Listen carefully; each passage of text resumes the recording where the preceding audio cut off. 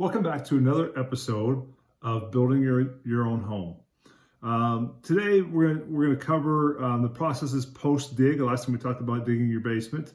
Hopefully didn't hit any expansive clay or anything that could cost a little bit more money in terms of preparing your house for concrete. So after you dig your basement, obviously bring your concrete crew in. They're going to pour your foundations per the print that you've drawn up.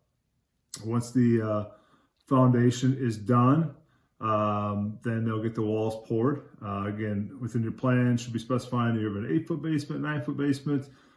Is it slab on grade? What type of foundational work that you're going to have done there?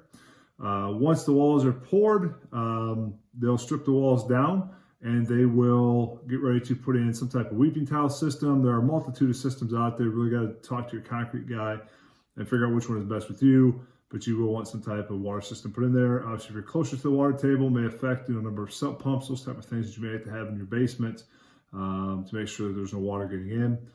You'll go through the tar tile gravel, which is simply where they put the tar on the outside of the concrete to protect from water soaking in, and then the gravel goes over your weeping tile system. There are some more advanced systems besides tar. Again, they do cost more money. It'll be something that you may want to check into, especially if you're in a wetter area. But certainly you don't necessarily have to do that. Tar typically is pretty good for a while. Once your walls are poured, you got to make a decision how long you want them to sit. Old school mindset was 14 days. I think at least 7 to 10 is a good rule of thumb to get that, make sure your concrete cures properly.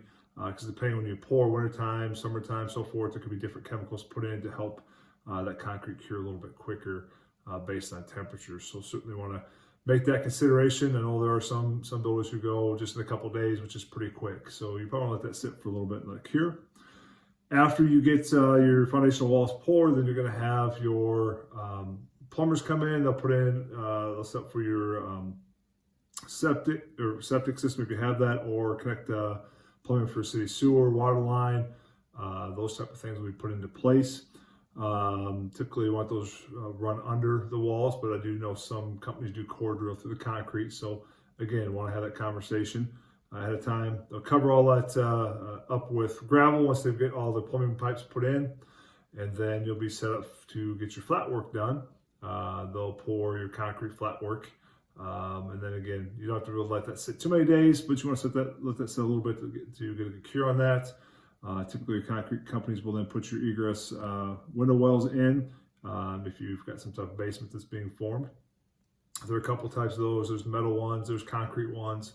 There's actually some foam ones that look like concrete. So again, want to just figure out which one is best for you. After that point, we'll head into the backfill.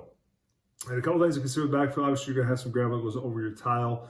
You can just simply fill with leftover dirt that's on your job site. And then you can soak that well, and you can add additional dirt to help with settling. Another method, which is a little bit probably better method, is using sand. Build up your wall gap there with some sand. Also filling in your trenches that are dug, depending on where those are at for your water and for your sewer system. You may want some sand in those if they're close to your driveway. Otherwise, you simply can just fill those in and soak those lines as well.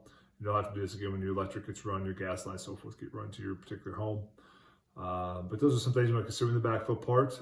After the backfill, they should leave you a little bit additional soil. Now, when you get to the point of needing to final grade down the road, you'll actually be able to go ahead and get or have enough soil to take care of grading out your yard with proper slopes and so forth, which we'll talk about another episode down the road, because it's one of the last things that you'll do for your property. But either way, it's important after you get that backfill to give it a good soak, even if there's some sand, just to make sure you get all settling taken care of, and so you can get proper drainage away from your house. Then we'll head into framing. So framing, we're not going to spend a ton of time talking about framing, but one of the things you do want to consider 2x4 versus 2x6 wall. There is a difference, obviously, in terms of stability of the house. If you do 2x4, which is getting tough to do because of the energy codes, if your stays on 2021, it's a little bit more difficult to do by 2x4 construction. 2x6 just gives you more lumber supporting your house. Secondly, from an insulated value, you really have to spray insulate a 2x4 wall to be even close to what you would get for a 2x6. So Again, you're going to weigh those factors out. You certainly can do a 2x4 wall in your garage. You don't necessarily have to have 2x6. It's a way to save a little bit of money. And you can still insulate and keep your garage warm enough with a 2x4 wall with that. Other things to consider, again, with your roof lines, how complicated your roof lines certainly can cost a lot of additional money. And also, in terms of bracing and so forth, the more advanced your roof line is, the more of that is required. You do get a truss packet that has all that information so you can check bracing, make sure everything is put where it should be to have a good sound roof. Same thing, you get a joist packet for your joists, and where your squash blocks and those types of things have to be put as well to check and make sure those things are proper. And those things will be covered if you live in a city that requires a framing inspection. The inspector typically checks out those type of things as well. Thanks for listening. Next time, we'll dive a little bit more into the next steps past framing. Thanks for listening.